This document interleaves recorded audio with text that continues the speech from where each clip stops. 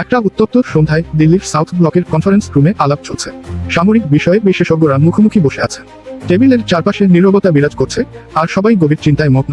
হঠাৎ একজন অভিজ্ঞ জেনারেল ধীরে ধীরে সামান্য ঝুঁকলেন এবং ঠান্ডা গলায় বললেন, এটা যদি তোমরা সত্যি ভাবো তবে ভয়ানক ভুল করবে। যুদ্ধ হবে বাংলাদেশের ভূমিতে ঠিকই, কিন্তু ভারত টুকরো টুকরো হয়ে যাবে। রুমের মধ্যে মুহূর্তেই নীরবতা নেমে এল। বাংলাদেশ এমন একটি দেশ যেখানে যুদ্ধ করা শুধু কঠিন নয়, প্রায় অসম্ভব। দেশের চারপাশের নদী, খাল, বিল আর নিচু জমি থাকায় ভারী সামরিক যানবাহনের চলাচল খুবই কঠিন।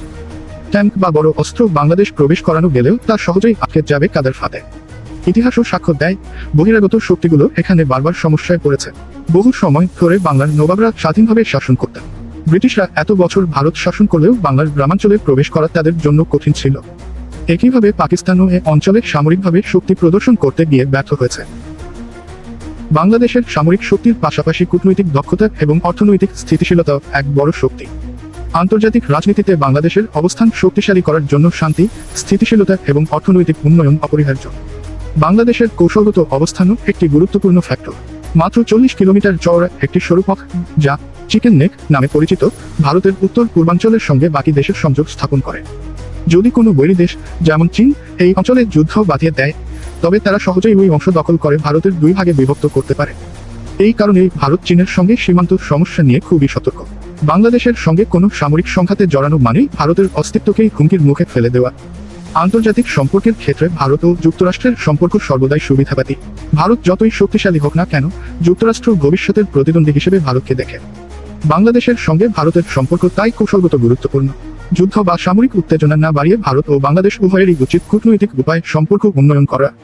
বাংলাদেশ ও ভারতের মধ্যে ভূরাজনৈতিক বিরোধ হলে ভারতের জন্য বেশ কয়েকটি সমস্যা এবং ক্ষতির কারণ হতে পারে।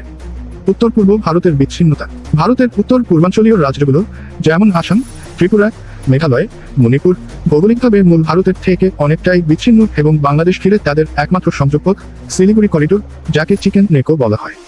যদি বাংলাদেশ ভারত ভূরাজনৈতিক বিরোধ সৃষ্টি হয় এবং সীমান্তের অবস্থা উত্তপ্ত হয়, তবে উত্তর পূর্বাঞ্চলীয় রাজ্যগুলোর সাথে ভারতের সংযোগ ব্যাহত হতে পারে।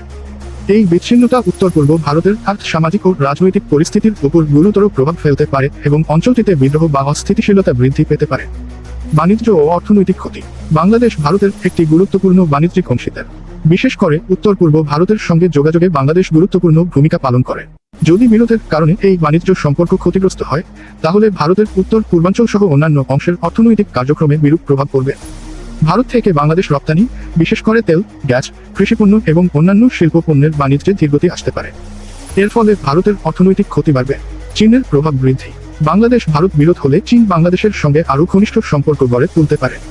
চীন ইতিমধ্যেই বাংলাদেশ অবকাঠামোগত প্রকল্পে বিশাল পরিমাণ বিনিয়োগ করছে। চীন যদি বাংলাদেশ সামরিক বা কৌশলগতভাবে প্রভাব বাড়াতে পারে, তবে এটি ভারতের জন্য একটি বড় চ্যালেঞ্জ হয়ে উঠবে। বিশেষ করে চীন যদি বঙ্গোপসাগরে তার সামরিক উপস্থিতি বাড়ায়, তাহলে ভারতের কৌশলগত ও সামুদ্রিক নিরাপত্তা হুমকির মুখে পড়বে।